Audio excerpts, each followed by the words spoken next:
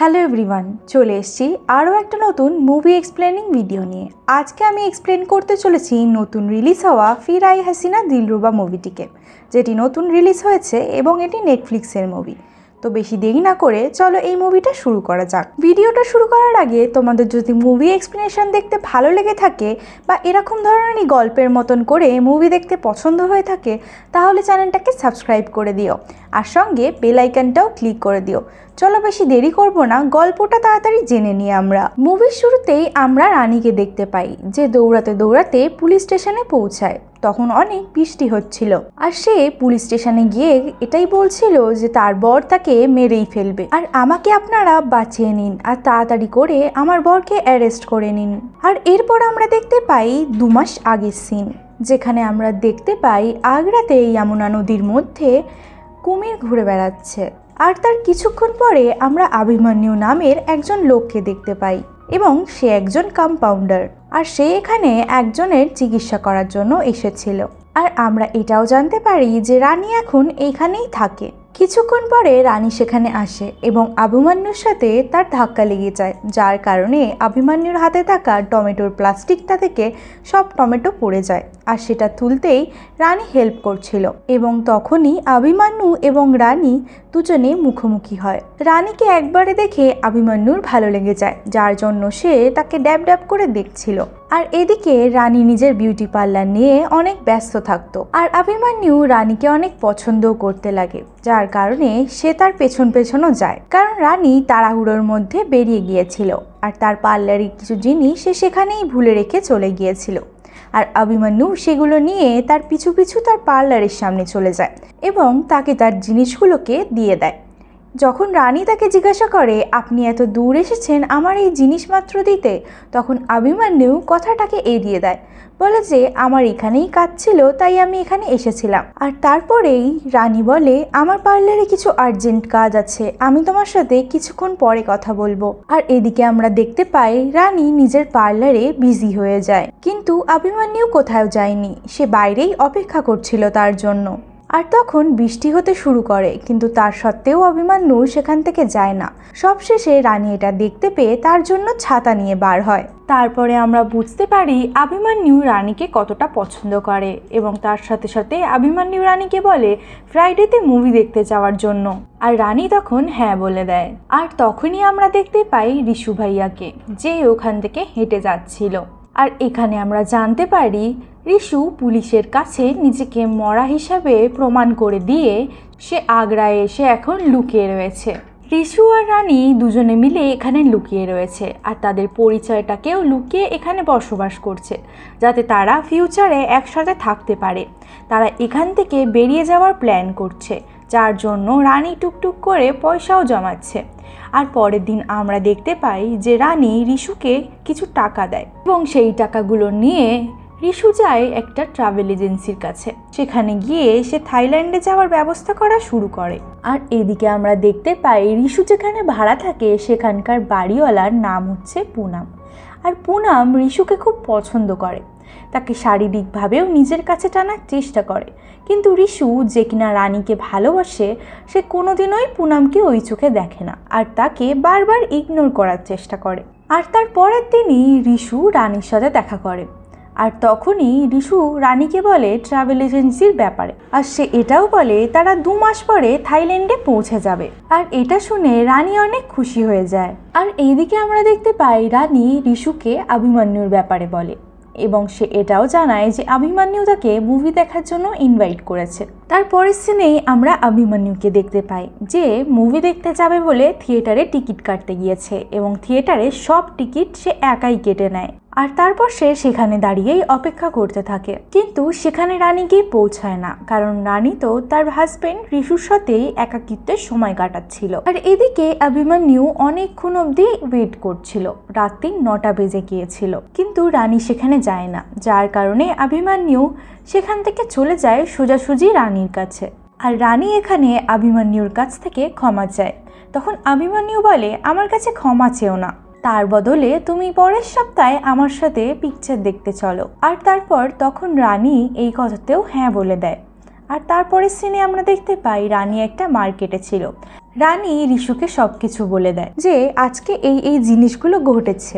আর যখনই তারা দুজন কথা বলছিল তখনই একটা লোক সেখান থেকে রানীর ব্যাগটি চুরি করে পালিয়ে যায়। প্রথমে তো রিশু সেই লোকটির পিছু করে রানীর ব্যাগটাকে নিয়ে আসার জন্য, কিন্তু যখনই সে দেখতে পায় সেখানে পুলিশ এসে উপস্থিত হয়েছে সেটা দেখেই রিশু সেখান থেকে সরে যায়। আর তারপর আমরা দেখতে পাই পুলিশটার হাতে সেই চোটটা পড়ে যায় আর ব্যাগটাও পুলিশরা পেয়ে যায়, যার কারণে সেই ব্যাগটাকে ফেরত দেওয়ার জন্য পুলিশরা চলে যায় রানীর বাড়িতে।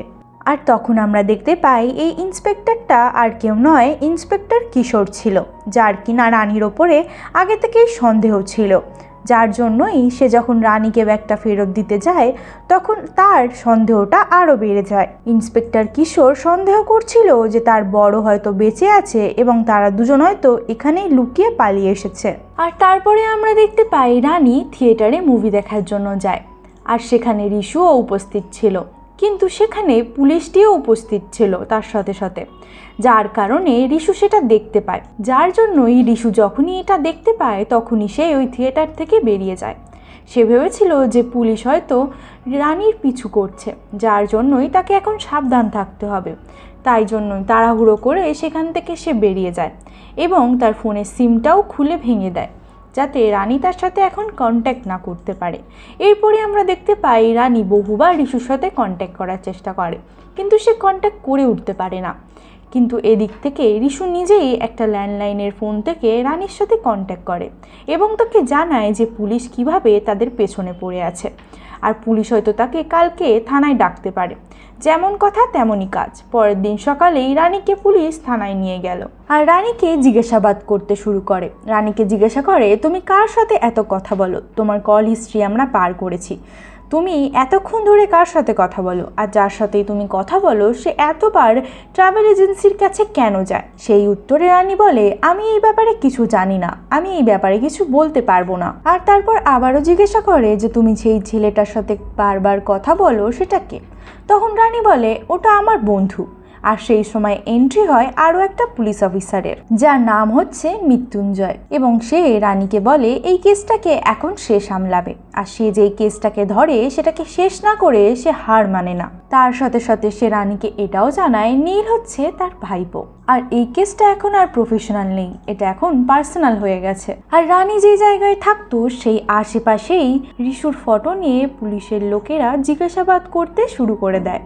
আর এরকমই একদিন রিশু দেখতে পায় ট্রাভেল এজেন্সির লোক গুড্ডুকেও পুলিশরা অ্যারেস্ট করে নিয়েছে। তারপরে আমরা দেখতে পাই পুলিশওয়ালারা রিশুকে খুঁজতে খুঁজতে পুনামের কাছে পৌঁছে যায়, কিন্তু পুনাম পুলিশওয়ালাদেরকে কিছুই বলে না। পুনাম পুলিশওয়ালাদেরকে কিছু বলেনি কারণ সে হয়তো রিশুর কাছে আসতে চাইছিল।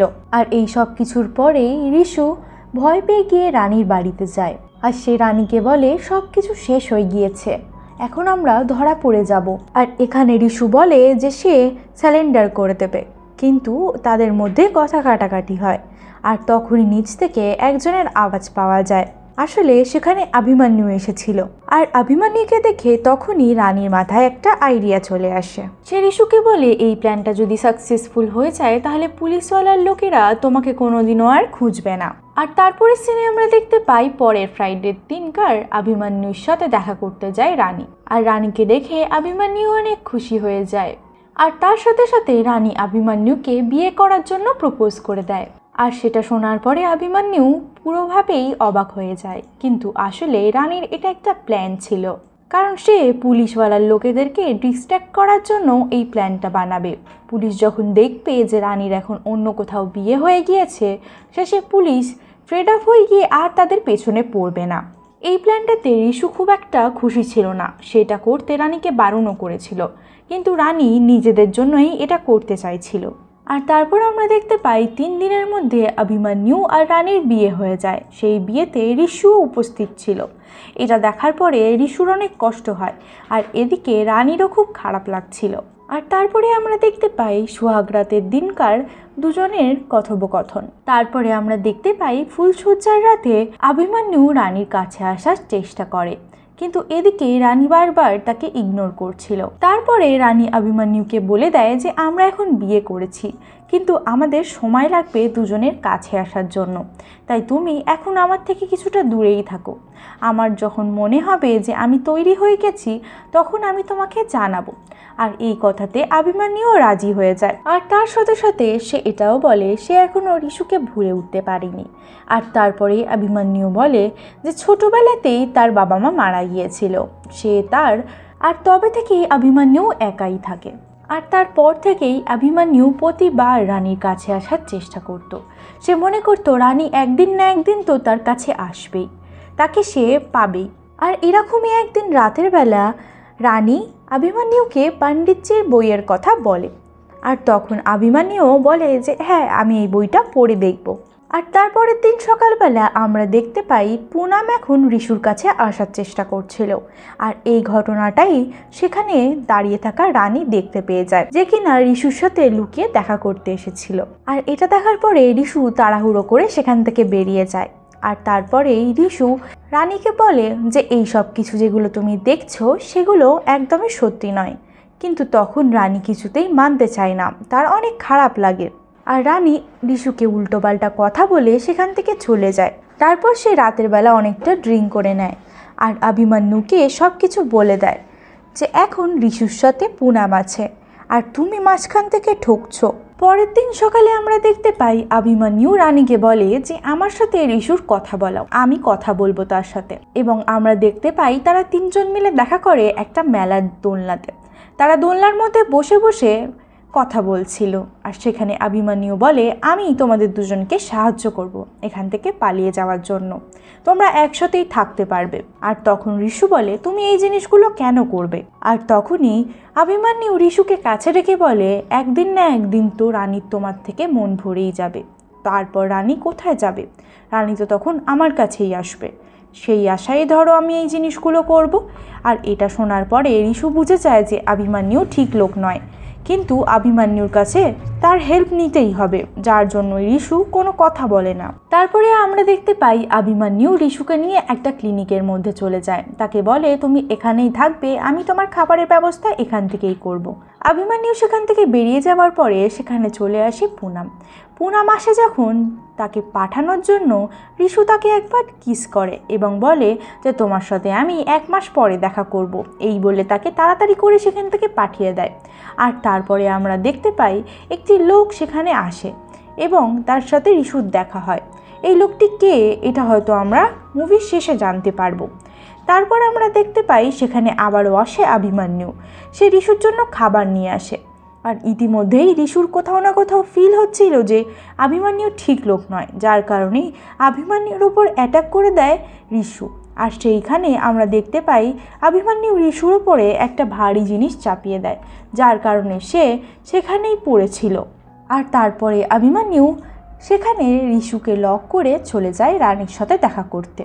তারপরে রানীকে নিয়ে এসে যখন ইয়ামুনা নদীতে ঘোরাচ্ছিল তখন সে বলে যে আজ অবধি যেই লোকগুলো আমাকে চিট করেছে তাদেরকে আমি কোনোদিনও ক্ষমা করিনি। তার সাথে সাথে অভিমন্যু নিজের ব্যাপারে কিছু জিনিস রিভিল করে। সে বলে সে নিজের ফ্যামিলিকেও ছাড়েনি, কারণ প্রপার্টি নিয়ে ঝামেলা হওয়াতে সে সবাইকেই একসাথে মেরে দিয়েছিল।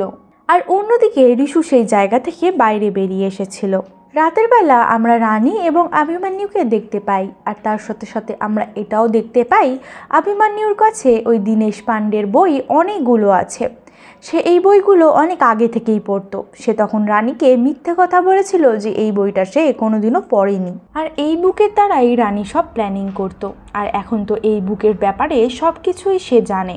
আর এই বইয়ের ব্যাপারে অভিমন্যু সব কিছুই জানে। আর তখনই আমরা দেখতে পাই অভিমন্যু হঠাৎ করে রানীর মাথার ওপরে আঘাত করে। আর এই কারণে রানীর মাথাটা টেবিলের সাথে ধাক্কা লেগে যায়। আর সে তাড়াহুড়ো করে পুলিশ স্টেশনের দিকে দৌড়ায়, যেটা আমরা মুভির শুরুতে দেখতে পেয়েছিলাম। আর সে পুলিশ অফিসারকে এটা বলে যে তার বর তাকে মারতে চায়।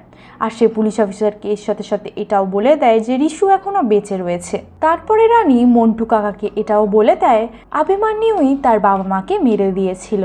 আর অভিমন্যু 1 নম্বরের একটা সাইকো কিলার, সে সবাইকে মেরে দিতে পারে, তার মস্তিষ্কের কোনো ঠিক নেই। আর তখনই মন্টু কাকা ইন্সপেক্টরকে ফোন করে এবং ইন্সপেক্টরকে বলার পরে ইন্সপেক্টর তাদের দুজনকে খুঁজতে যায়, কিন্তু তারা কাউকে খুঁজে পায় না। উল্টে তারা দুখানা বডি খুঁজে পায় এবং সবাই ভাবছিল যে এই বডিটাই হয়তো তাদের দুজনের হবে, যার জন্য তাদেরকে আইডেন্টিফাই করার জন্য রানীকে তারা সঙ্গে নিয়ে যায়। এবার সেখানে যাওয়ার পরে রানী দেখতে পায় যে সব বডিগুলো জ্বলে গিয়েছে এবং সেখানে যাওয়ার পরে তারা সবাই দেখতে পায় দুটো বডি বাজেভাবে জ্বলে গিয়েছে, যার জন্য সেটাকে দেখে আইডেন্টিফাই করা তো অনেক ডিফিকাল্ট। কিন্তু এদিকে রানী বুঝে গিয়েছিল এই বডি দুটো কার।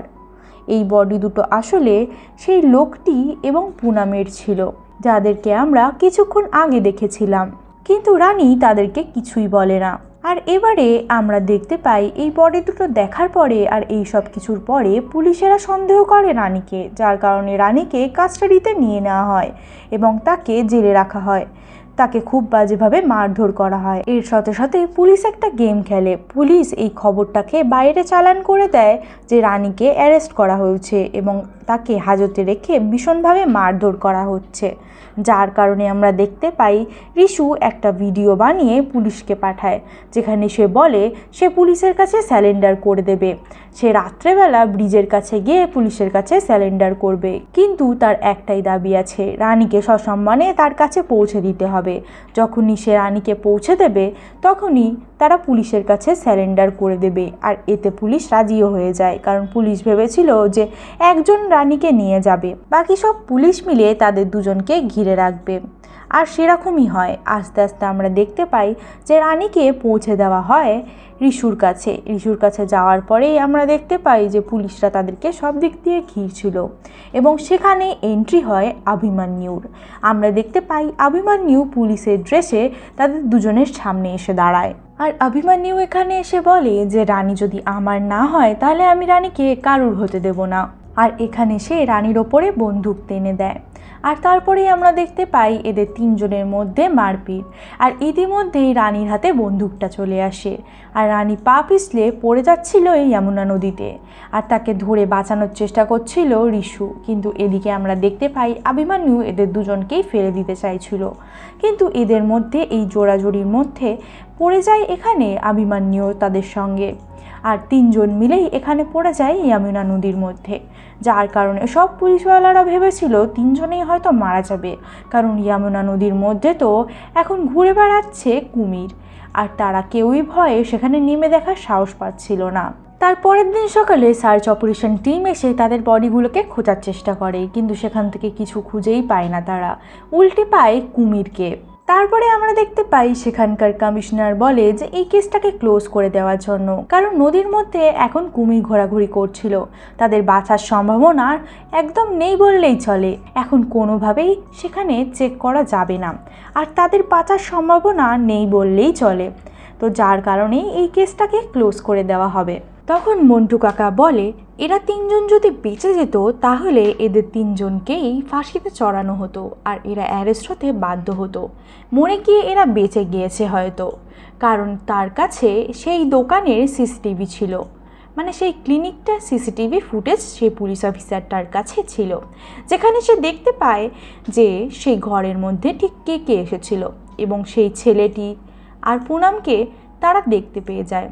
আর তার বডি আইডেন্টিফাই করার সময় এবং সেই জলা বডিগুলোর ডিএনএ টেস্ট করে জানা যায় যে সেই বডিটি সেই ছেলেটি এবং পুনামেরই ছিল, যার কারণে পুলিশরা তাদের তিনজনকেই ধরতে চাইছিল, কিন্তু তারা এখন হাত থেকে বেরিয়ে গিয়েছে। যারা দুজন মারা গিয়েছিল তারা দুজন হচ্ছে লাললাল আর পুনাম, যাদের দুজনকে মেরেছিল এরা দুজন মিলে, মানে রিশু এবং অভিমন্যু মিলে, আর এই সব কিছুই এদের প্ল্যান ছিল। আর তারপরে আমরা দেখতে পাই অভিমন্যু এবং রানী সিসিটিভি ক্যামেরার মধ্যে ধরা পড়েছিল। সেখানে আমরা দেখতে পাই অভিমন্যু এবং রানী ঘরে পৌঁছায়, আর তার 15 মিনিট পরেই সেখানে একটা লোক দৌড়ে দৌড়ে তাদের ঘরে যায়। আর তার কিছুক্ষণ পরেই আমরা দেখতে পাই রানী কাঁদতে কাঁদতে পুলিশ স্টেশনে পৌঁছায়, আর সেখানে আমরা দেখতে পাই সেই স্কুটির মধ্যে দুটো লোক সেখান থেকে বেরিয়ে যায়। এই সব কিছু দেখার পরে পুলিশটা পুরো ঘেঁটে গিয়েছিল, তারা বুঝতে পারছিল না যে তারা কি করবে। এই সব কিছুর পরে পুলিশ অফিসারটি বলে যে এখন এই কেসটাকে বন্ধ করে দাও, যাই হয়ে যাক তারা যমুনা নদীতে পড়ে গেছে আর সেখানে এখন কুমির রয়েছে, তাদের বাঁচার সম্ভাবনাই নেই। এই বলে এই কেসটিকে ক্লোজ করে দেওয়া হয়।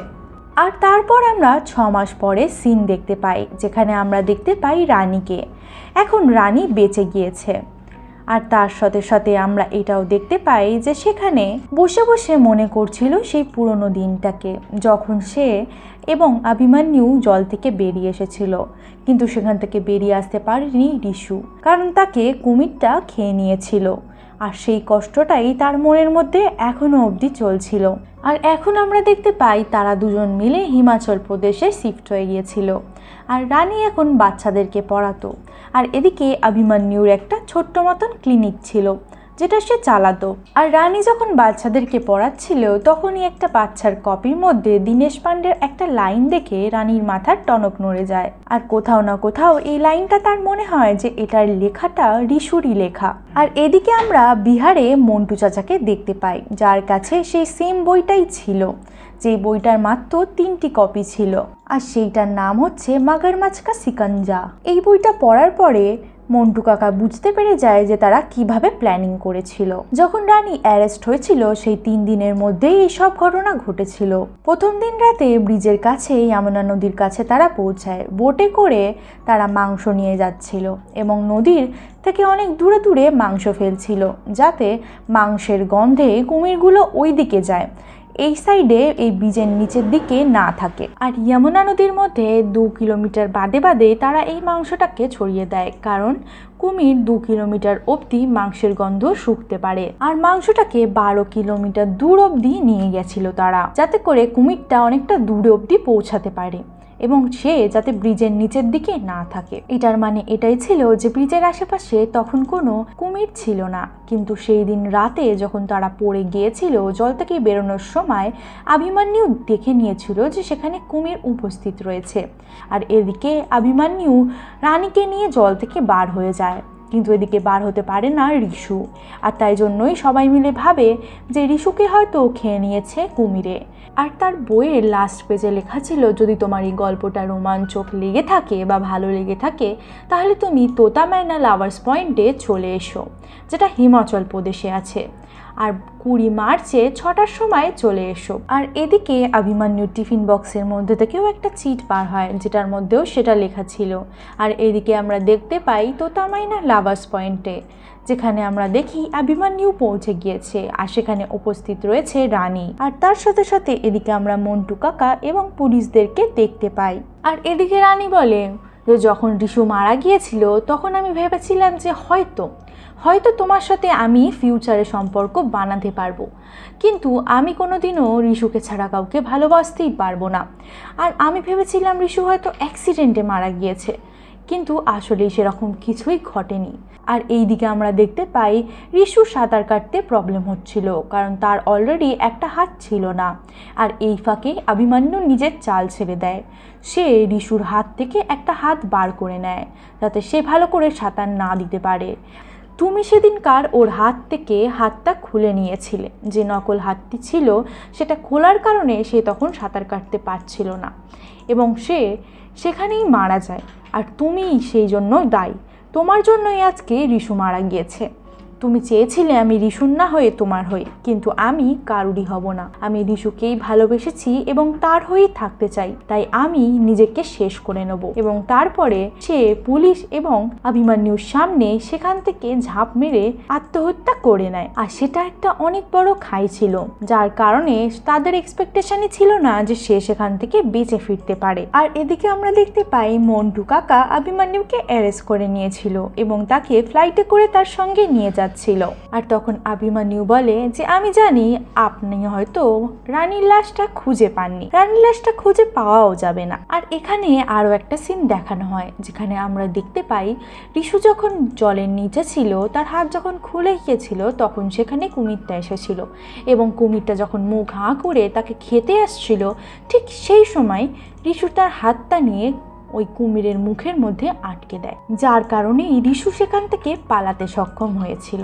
আর বাচ্চার কপির মধ্যে দীনেশ পান্ডের যে লাইনগুলো লেখা ছিল সেটা রিশুই লিখেছিল, কারণ রিশু এখনো বেঁচে আছে। আর এদিকে আমরা পরে জানতে পারি ওই লাভার পয়েন্ট থেকে রানী পড়ার পর সেখান থেকে জলের সাথে বেয়ে বেয়ে একটা কিনারায় এসে সে ওঠে, আর সেখানে ওঠার পরে তার জন্য অপেক্ষা করছিল রিশু। আসলে এই সব কিছু তাদের দুজনেরই প্ল্যান ছিল। তারা দুজনে আবারও সবাইকে বোকা বানিয়ে দিয়ে একসাথে থাকবে বলে সবার চোখের আড়াল হয়ে পালিয়ে গেল।